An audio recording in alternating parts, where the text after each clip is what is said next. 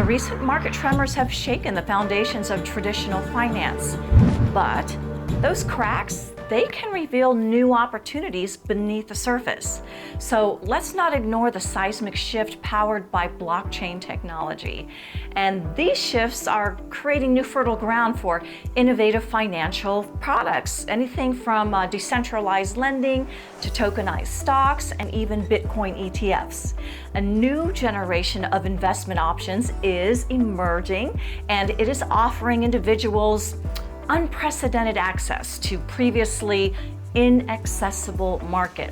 One platform leading this charge is INX, who recently listed tokenized NVIDIA stock on their trading platform. Sitting there, and let's say she can only afford $50. On a typical brokerage platform, you couldn't buy a share of NVIDIA with that. The recent market volatility has understandably caused anxiety for many investors, but it also presents a unique opportunity.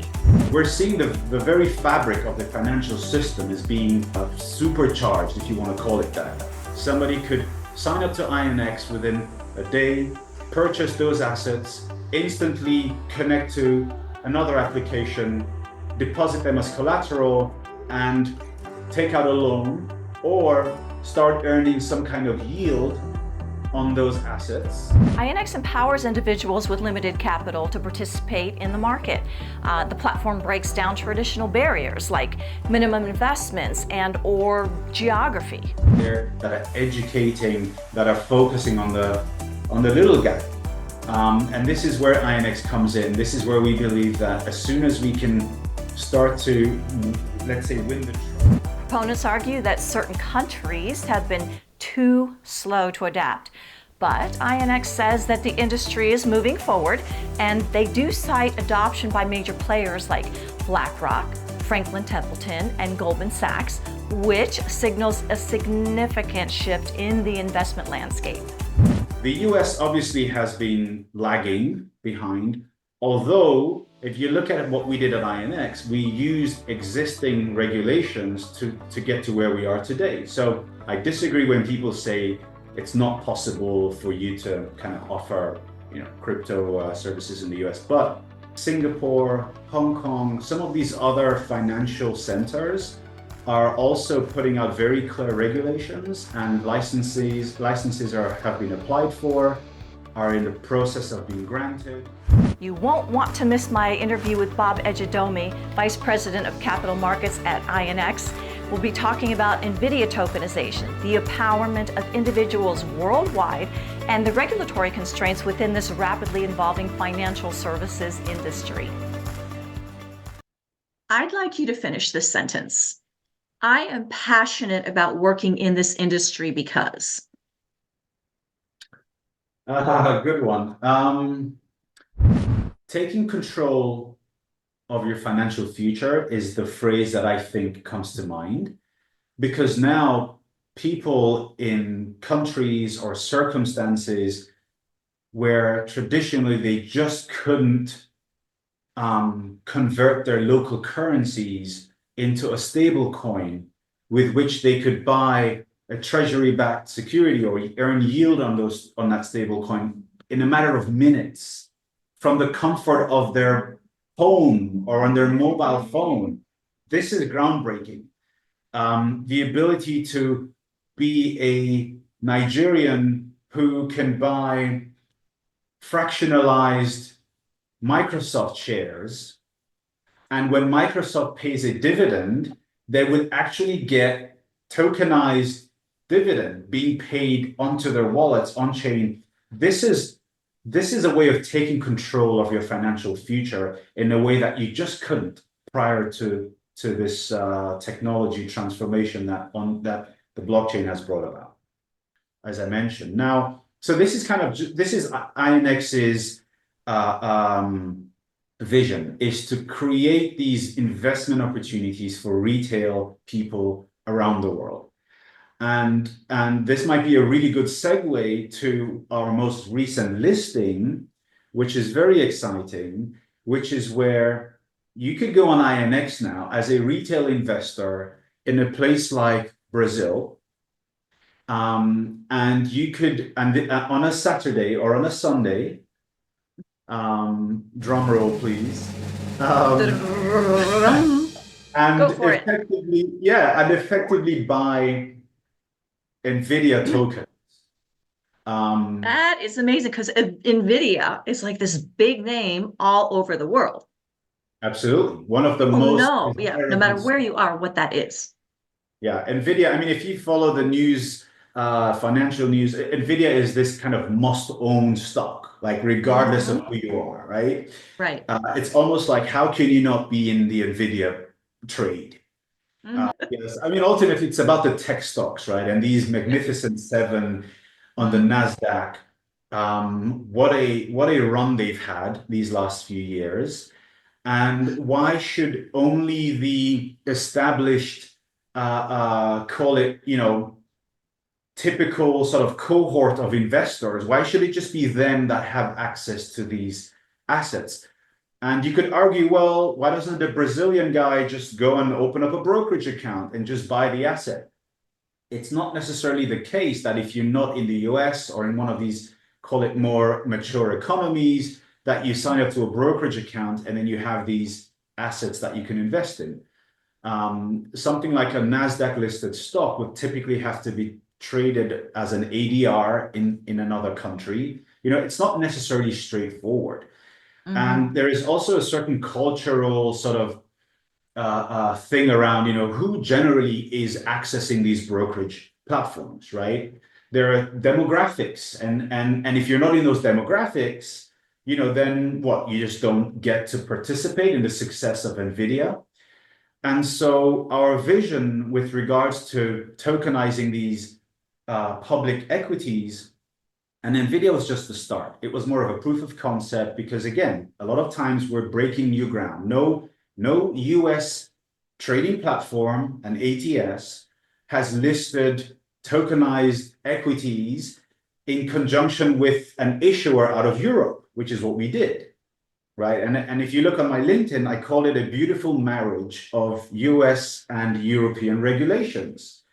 Because what we did there, what happened is in Europe, there is an issuer which is backed finance, and there are our partners, and they've created the mechanism for the underlying shares of NVIDIA to be acquired and custodied in a Swiss bank with audits and all the necessary visibility, and then they create the tokens which are then listed on INX, which is a US regulated platform. So hence my language of a beautiful marriage. So yeah, And tell me, how has that marriage been going? it's going great. It's going to bear more fruit.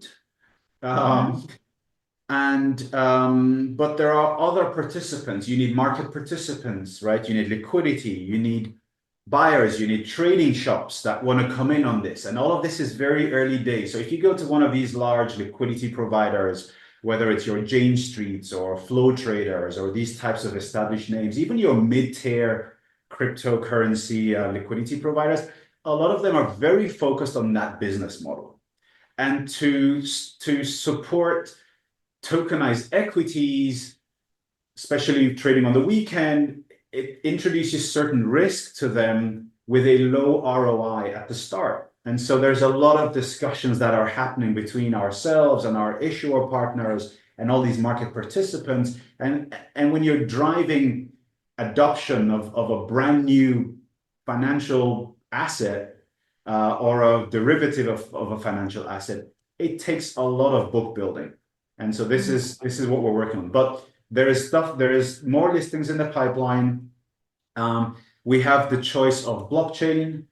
This is the other exciting thing about this opportunity is we could list these assets on Ethereum, we could list them on Polygon, we could list them on multiple chains, and but we need to identify what is the right formula, and then Hmm. we'll bring these assets to market. Okay, so let's take a scenario. Let's say I'm a woman in Brazil who, has been working all day and I'm worried about my family's finances and I think I need to take a look at what else I can invest in. Maybe I have some Bitcoin, but what would I do? How could I go and invest in B NVIDIA? Where would I start? INX is available to retail investors in about 90 countries. And so they could easily go onto the platform and they could start the KYC process and get approved. And now they can see the NVIDIA asset, and they do not necessarily have to fund their account using a bank wire, which could take days, right, before that would settle. They could simply use crypto, whether it's Bitcoin, USDC, or Ethereum, to on-ramp onto INX, because as you know, INX is also a cryptocurrency exchange in the US. And so we can facilitate on-ramps within 3-4 minutes. And so now she has a balance sitting there. And let's say she can only afford $50 worth of an investment. And on a typical brokerage platform, you can buy a share of NVIDIA with that. This is the second exciting part of, as I said, she could do this on a weekend, but she could also buy fractionalized NVIDIA shares. She could buy $40, $50 worth of those shares, and she would hold those shares, those tokens in her own wallet. And ultimately, if Okay, NVIDIA what if she didn't know, doesn't have a wallet? Because okay, I'm gonna role play with you. So you kind of like be my advisor, okay? So I'm like, I don't know, I don't have a wallet, but I'm thinking, I could afford $50 like every 2 weeks out of my paycheck. And I would like to, do that instead of putting it in a bank account or having someone take the money out of my bank account someday or freeze it. What do I do? Well, if you were going to go the traditional way, you would open up a brokerage account. And in some cases, you would have to fill out certain forms for the IRS and so on. So none of these investment mechanisms are going to come without some sort of, call it setup or overhead. In the case of buying these tokenized equities through INX, we operate a self-custodial model where the investor, when they come to INX and they sign up, they're required to link or connect a MetaMask wallet, or it could be a Republic wallet as well. And we're planning on bringing support for more wallets. And there's a lot of advocates for this model.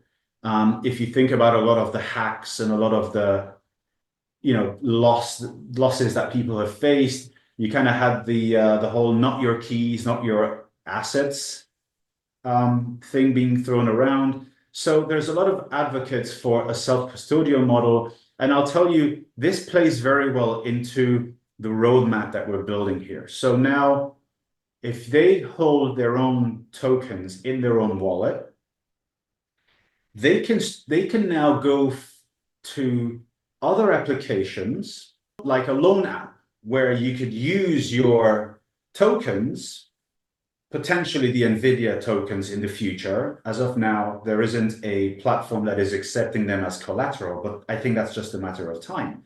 So now, in this role play, I could advise you to say, listen, now you've invested $50 in NVIDIA, you can go and use those tokens as collateral and take out a USDC loan, for example, take out a Bitcoin loan, assuming you had a. So you mean I wouldn't have to go through tons and tons of paperwork to a bank? Exactly. Now, let's be clear. You would be going into a DeFi application, and DeFi has to get regulated. It has to get more mature. But again, this is all early days, right? We're seeing the beginnings of a new financial system emerging. I was reading something yesterday that said there is a shift from the language DeFi to NewFi. And it's almost like DeFi needs to shake off some of those rug pulls and some of the bad stories and kind of, emerge into a new narrative or a new word that is being used to describe DeFi that is now very much KYC, right? No KYC, no DeFi. It's highly secure, and it's taking on more and more institutional participation. So we're seeing the very fabric of the financial system is being supercharged, if you want to call it that, in the sense that somebody could sign up to INX within a day, purchase those assets, instantly connect to another application, deposit them as collateral, and take out a loan or start earning some kind of yield on those assets. And if you think about people in these inflation challenged, currency depreciation challenged countries, it's one thing to protect your net worth by converting your local currency into dollars. Well, let's be clear, the dollar itself is also subject to inflationary and depreciation challenges. So why don't you earn a yield on those assets? So this is all this is composability. This is the ability to basically build meaningful structures to grow your wealth. So what I'm hearing you saying is that you can take control of growing your wealth, of your finances. You don't have to rely on these other centralized businesses, companies, governments, etc. Who do you think would be your target audience in regards to these public equities? I think there are different ways to slice that demographic at country level. And like I said, if you live in it, I'll give you an example. Just 3 days ago, the Ethiopian government accepted certain terms from the IMF in order to secure a loan. And one of those terms saw the Ethiopian birr, which is their currency, take a 30% hit. Oh. Just like that. It's all about structural, these are difficult decisions for many African countries. Sometimes they're necessary, sometimes they're for their own good in terms of, operating a formal currency exchange rate and then having a parallel market exchange rate. Some of these things hurt these economies. The bottom line is people in Ethiopia, potentially, if they're measuring their net worth in that currency against, say, the dollar, could argue that they're 30% worse off, right? Just on paper. The expectation is that there will be a knock-on inflationary pressures and so on. So when you look at these countries, and it's not just Africa, Argentina, for example, has been for decades, right? There's that constant challenge that they face around their currency. And you have people in Argentina going into these internet cafes and kind of covertly swapping pesos for stablecoins. There is true demand for dollarization of net worth or of assets, of holdings in many of these countries. So there's the country by country view. Then you have the crypto native guys. You probably know this, but there's a lot of people who will talk about having an investment portfolio, and they'll use language like they're seasoned investors, and then you'll find out that they don't own a single equity or ETF or fixed income. They just do crypto. They've learned investment purely through meme coins and Bitcoin and Ethereum and you name it. These guys are extremely crypto savvy, multiple wallets, DeFi, Telegram, airdrops, you name it. But they just kind of shy away, or they never kind of get these top 10 NASDAQ stocks aren't coming on their radar. Mm-hmm. And yeah. I think it's incumbent on us to say to these guys, you have a very, very high risk portfolio. If you would only just acquire some ETF stock shares and kind of start to balance out your risk here. And there's a lot of people who have been burnt by crypto who would be receptive to this. So that's another very clear demographic. And then, as I said, there's the more savvy where it's like, okay, you have USDC in your wallet already. You don't necessarily want to go and buy shares because shares could also lose in value. But you could go and do some fixed income trades. You could buy some bonds, treasury backed securities. You could buy a bond issued by a private entity or by a large global bank and earn, you could invest in a REIT on chain and earn upwards of 6-7% in a very secure way. So I think as we're seeing a technological advancement, there has to be a cultural transformation as well. And we've seen it start very much in the meme coin and the crypto space. But what we need to do is tap into that energy and just bring people to understand that there are much more traditional, safe investments that you can and should be doing on chain and not chasing meme coins, the latest meme coin on Solana every day. How does the regulatory structure play into this? I know it's changed very quickly, even just like we mentioned 5 months ago. The landscape is very different now. Can you talk to that? Certain jurisdictions have made some real giant strides. For example, the EU. So the EU last year in April, I think it was, if you were based here and you were looking to offer some kind of blockchain, crypto related service, it became very clear how you were required to do it. Whether it was stable coins, whether it was securities, whether it's trading, custody, settlement, you name it. And so this is a milestone. The US obviously has been lagging behind, although if you look at what we did at INX, we used existing regulations to get to where we are today. So I disagree when people say it's not possible for you to kind of offer, crypto services in the US, but what matters is perception, right? To a very, very large degree.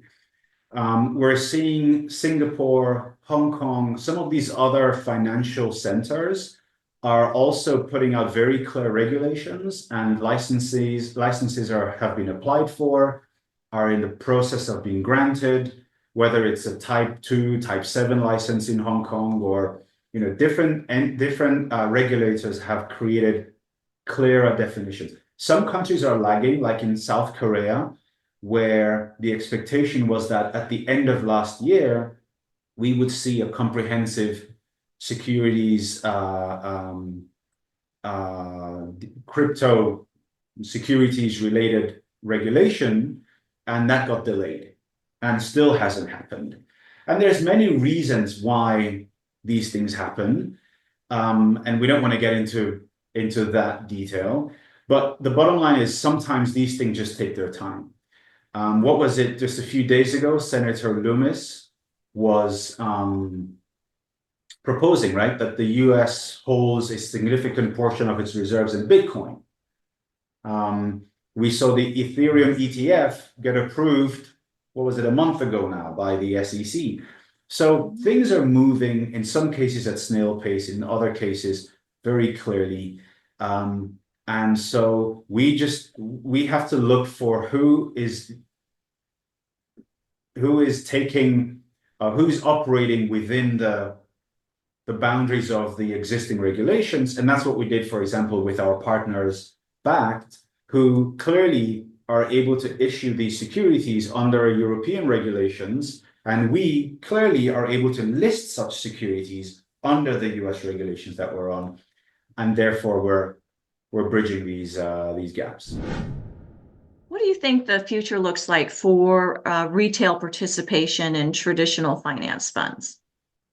I mean, you were talking about BIDL earlier regarding, tokenized funds. How accessible are they really for retail investors?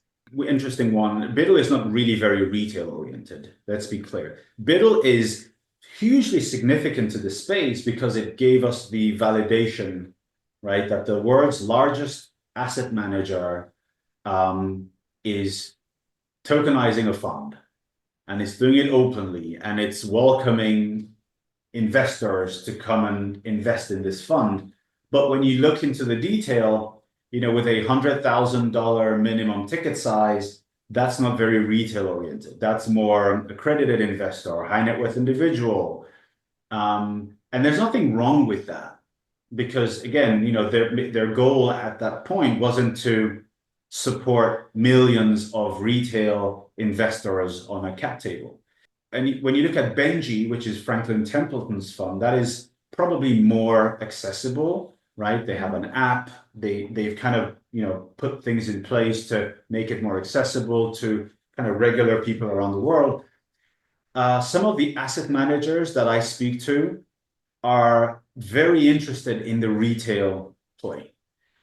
Ultimately, these guys need to grow their assets under management, and where these very large ones, you could argue, are slowly starting to rinse and repeat with the same investors over and over again, right?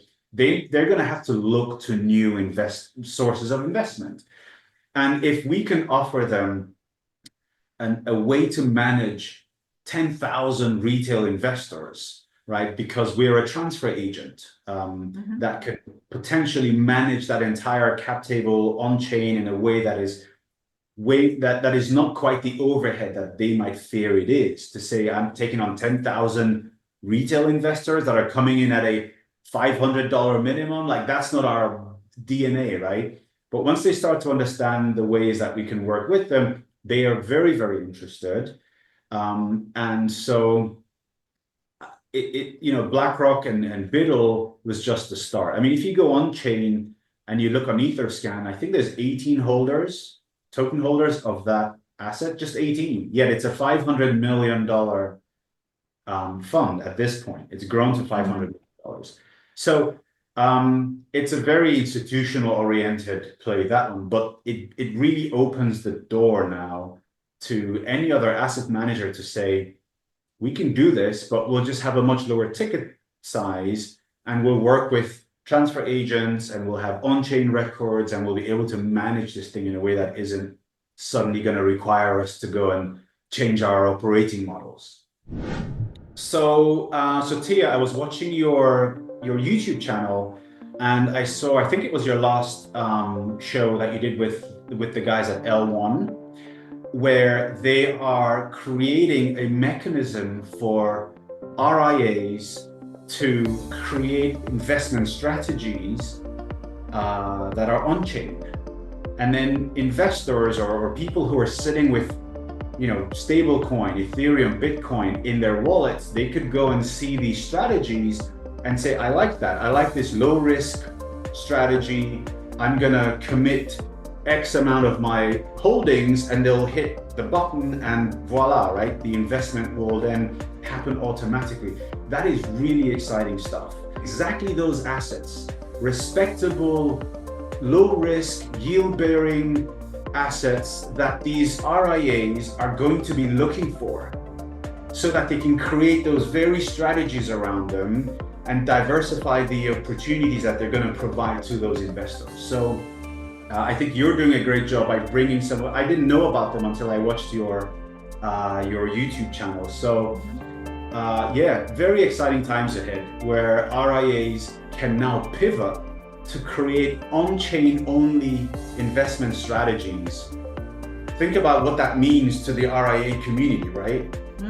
Yeah, and when you look at statistics of how much wealth the RIAs handle, it's like over 50%.